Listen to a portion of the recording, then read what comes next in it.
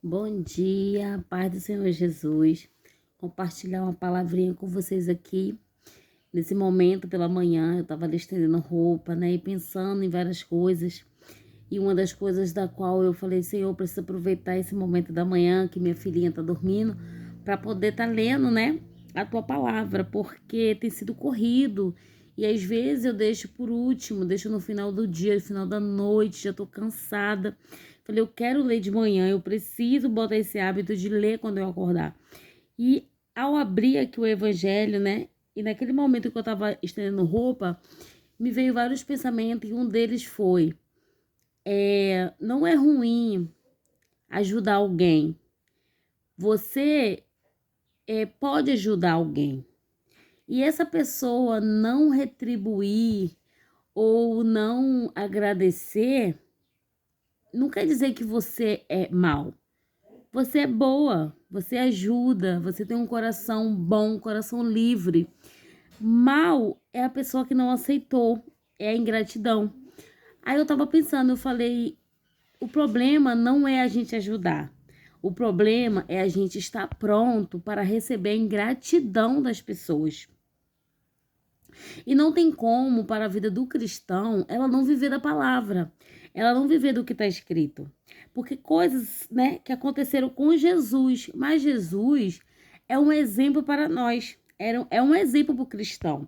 Sei que hoje está muito difícil o meu evangelho, é muito escândalo, são muitas coisas que acontecem, mas Jesus é o nosso maior exemplo, porque ele veio à terra 100% carne, 100% Deus, para poder viver aquilo qual hoje nós vivemos, né? Jesus passou por traição, Jesus passou por injúria, por falso testemunho, Jesus passou por ingratidão, Jesus passou por amor, porque muitos o acolheram, o amaram, muitos o seguiam. Então, assim, Jesus é um exemplo para nós, né? E eu tenho uma palavra que eu sempre lembro, é que o exemplo ele arrasta, porque é igual nossos filhos vê o exemplo em nós, vê o exemplo em nós e esse exemplo se arrasta. Eles acabam fazendo amanhã depois aquilo que ele viu nós fazemos. E lá na palavra do Evangelho, né, de Marcos, num versículo, no capítulo 14, que vai falar sobre Jesus, quando Maria ungiu, né, com perfume. Depois vem a preparação da última ceia, né? Naquele momento estava acontecendo a festa do pão ázimos, que era a Páscoa, e estava em comemoração tudo aquilo, né? E Jesus estava se preparando já para a sua morte, porque ele já estava avisando para os discípulos dele que ele havia de morrer, né? Que ele veio para isso. Ele veio para isso. Ele não veio para viver, para ficar, para casar, para ter filhos. Ele não veio para poder fazer fortuna ou para abrir comércio. Ele veio para morrer por nós, por nossos pecados. Ele veio por amor de nós, porque já não havia mais solução, não havia mais jeito, né? Como a gente olha hoje e continua achando que não tem mais jeito, porque o ser humano cada dia fica pior. Mas é a palavra se cumprindo, porque a palavra diz que o amor se esfriará, o amor de muitos se esfriará. E se não fosse por causa dos eleitos, daqueles separados, Deus não havia abreviado o tempo, Deus não havia prolongado mais tempo, já deveria até ter vindo para poder levar a sua igreja, mas por causa dos escolhidos, esses ainda que estão espalhados por aí ou que não ouviu ainda a sua palavra, que ainda não se converteram, que não tiveram um encontro verdadeiro ainda com Jesus, então por causa desses estamos ainda aqui. Então,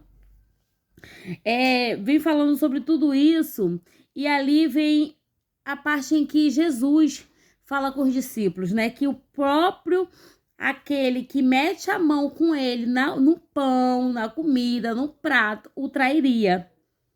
O trairia. E Jesus fala assim: eu vim para morrer, mas ai daquele que trair o Filho de Deus. Eu vim para morrer, mas ai daquele que traiu o Filho de Deus.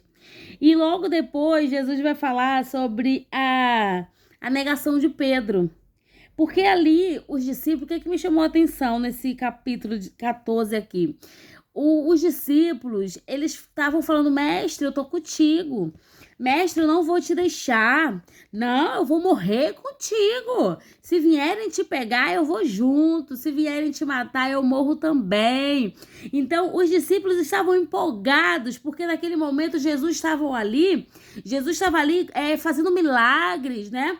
Trazendo bênçãos para a vida deles. Eles estavam experimentando algo sobrenatural. Eles estavam experimentando algo do qual eles não haviam experimentado antes. Eles estavam vivendo um tempo bom. Eles estavam crendo que Jesus era o Filho do Homem, que Jesus era Filho de Deus, que era Jesus aquele qual o profeta Isaías profetizou que viria através de uma virgem. Então eles estavam acreditando nisso. Eles estavam fortalecidos.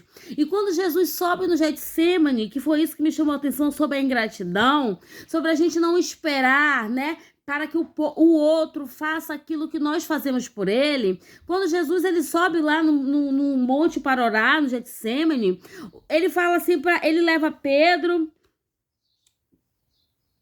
Gente, perdi. Ele leva Pedro, Tiago e João com ele. E ele fala assim, olha, eu vou orar porque a minha alma está triste. Eu estou sentindo o cheiro da morte. Eu estou sentindo já na minha pele, sabe? Na minha alma, aquela dor da morte. Então eu vou orar para me fortalecer. Eu vou orar para poder passar por esse cálice, porque esse cálice, ele é amargo. E ele é amargo, porque nós sabemos que quando a gente está doente, que quando nós passamos por alguma opressão, ou talvez até um luto, quando nós passamos por uma perseguição, o que acontece com o nosso corpo? Às vezes a nossa carne até treme, a gente tem medo, a gente dá um surto, a gente se desespera. E o que o cristão tem que fazer? Orar.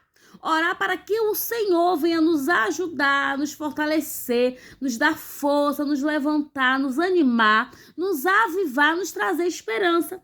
E Jesus, naquele momento, ele falou, eu estou indo orar ao meu Pai, para que meu Pai me ajude a passar por esse cálice, que eu vim para isso, mas eu sou 100% humano, então eu sinto. Então, vocês ficam aqui de guarda, de vigia, e vocês orem comigo. Vocês mantenham a vigilância. Eu só vou me separar ali um pouquinho ali no canto. E quando Jesus ele vai, que ele se separa, que ele fala, Pai, se for possível, afasta de mim esse cálice. Todavia seja feita a tua vontade, mas se puder, Pai, afasta de mim esse cálice. E quando Jesus ele volta, ele fala, Pedro, por que dormes? Não pudesse vigiar nem uma hora. Pedro foi aquele que tinha falado uns versículos antes que se Jesus morresse, ia morrer com Jesus. E Jesus falou, Pedro, você vai me negar. Pedro, você vai me negar. Mas ele falou, não, que isso? Eu vou morrer contigo. Mas quando Jesus levou Pedro para poder Pedro vigiar um momento pela vida ali de Jesus, que estava se separando para poder falar com o Pai, até porque Jesus já estava sendo perseguido pelos homens, os homens já estavam atrás de Jesus, Judas já tinha vendido Jesus. Então, ele fala assim, você acabou de falar que não ia me negar, e agora eu preciso que você vigie por mim, nem que seja uma hora, e você está dormindo, Pedro? E Jesus fala, gente, vigiai, orai, para que não entres em tentação, porque o espírito, na verdade, está pronto, mas a carne é fraca. E Jesus fala isso conosco, vigiai e orai. Vigiai e orai, mantenha a vigilância, mantenha a oração, porque o espírito pode até estar pronto para aquilo, mas a nossa carne é fraca. A gente cai pela carne, a gente cai, sabe, pela carne. Quantas vezes estamos tão próximo até de receber uma bênção e a gente cai pela carne, porque a gente não consegue às vezes manter a vigilância e a oração.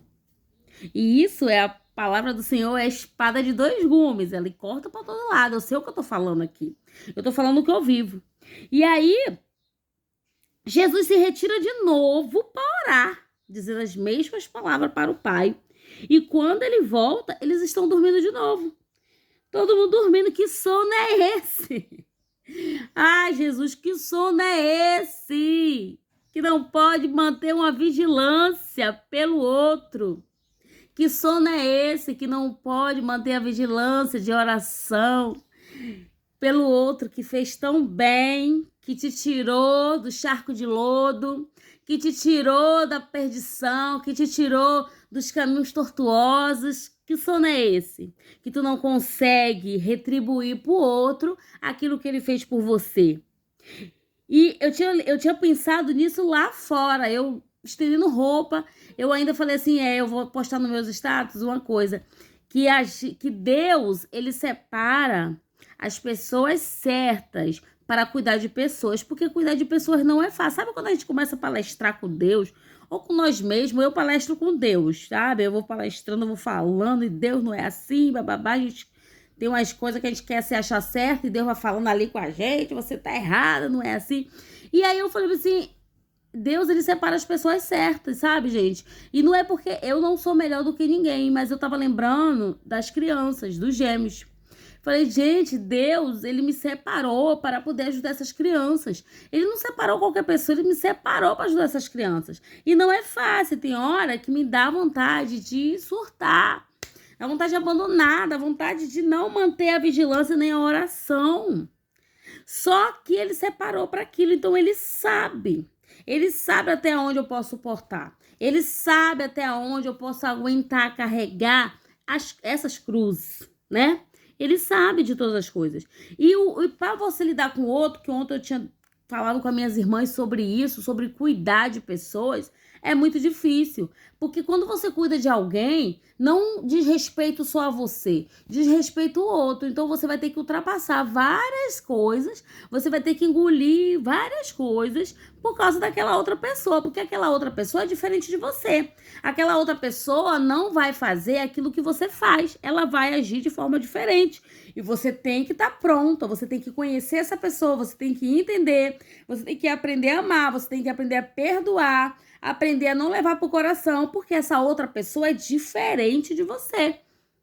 E é igual o que eu falei sobre os gêmeos. Os gêmeos são dois meninos, né, que tem uma história por trás, no qual o Senhor me colocou na vida deles para cuidar. Eu creio assim, que há um propósito nisso. Mas eles são dois meninos que estão crescendo, estão adolescentes. E são dois meninos que são criados por mim e pela avó. Eles têm duas criações. Eles podem ter até dupla personalidade, porque eles são criados de duas maneiras. Então eu tenho que ter muita paciência, eu tenho que ter muito amor, eu tenho que ter muito discernimento para poder continuar ajudando e criando. Agora, a ingratidão que pode vir, eu tenho que estar pronta para receber. Porque o que eu estou fazendo, eu não estou fazendo por mim. Eu creio que é por Deus. Por mim mesmo eu não faria. Então, a ingratidão, eu tenho que receber. Eu tenho que estar pronta. Eu tenho que estar em vigilância, eu tenho que estar em oração. Porque a minha carne é fraca. E quando vier essa ingratidão, eu posso sair da minha graça. Eu posso perder até a minha bênção se eu não ter a vigilância e a oração. E aqui, isso me chamou a atenção. Porque Jesus, que estava ali, fazendo, curando, ajudando, libertando, pediu aos seus amigos, aos seus discípulos, só um momento de separação, só um momento para poder vigiar enquanto ele se separava. E os discípulos dormiram, não pôde manter nenhuma hora de vigilância. Imagina, Jesus poderia chegar e falar muito mais coisas. Jesus falou, tá dormindo? Você não pode manter nenhuma horinha de vigilância? Ele poderia ter falado muito mais, né? Olha só o que eu já fiz por vocês. E vocês não podem manter um minuto de oração por mim? Ah, irmãos, é difícil. O crente, ele vive pela palavra do Senhor. E é muito difícil a gente abrir a Bíblia, ler. Por mais que muitas vezes a gente não entende, né?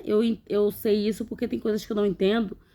Mas a Bíblia é muito clara e é dias atuais, né? Nós vivemos essas coisas, Vivemos nossos dias atuais, não tem como a gente não viver a Bíblia. A Bíblia. E que no nome do Senhor Jesus nós possamos manter nossa vigilância, nossa oração. Que a bênção do Senhor caia sobre nós, sobre nossa casa, sobre nossa família, sobre nossos filhos. E que se o Senhor te colocou algo para que você cuide pessoas, que você possa cumprir esse propósito, que você possa ter a ajuda do céu para cumprir esse propósito. Mantenha a vigilância, mantenha a oração, porque o nosso espírito pode até estar pronto, mas a nossa carne é fraca. Amém? Marcos capítulo 14. Fica com Jesus.